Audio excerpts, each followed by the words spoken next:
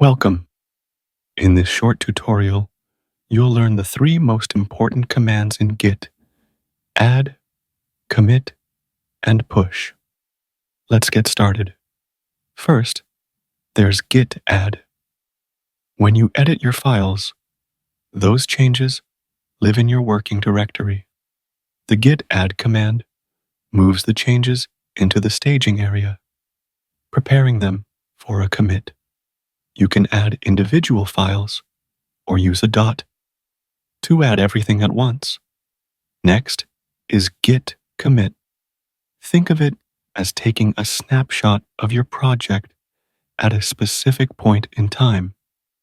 Every commit includes a message describing what changed.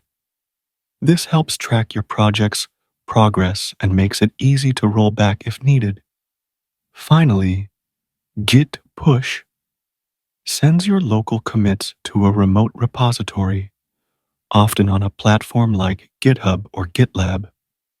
This makes your work accessible to team members, backups your changes, and allows for easy collaboration. Here's a quick example.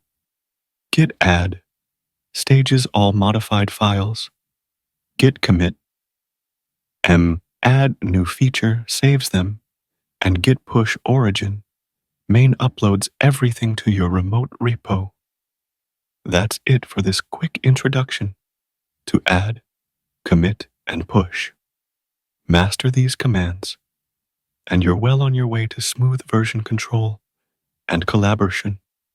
Thanks for watching, and be sure to check out our other Git tutorials.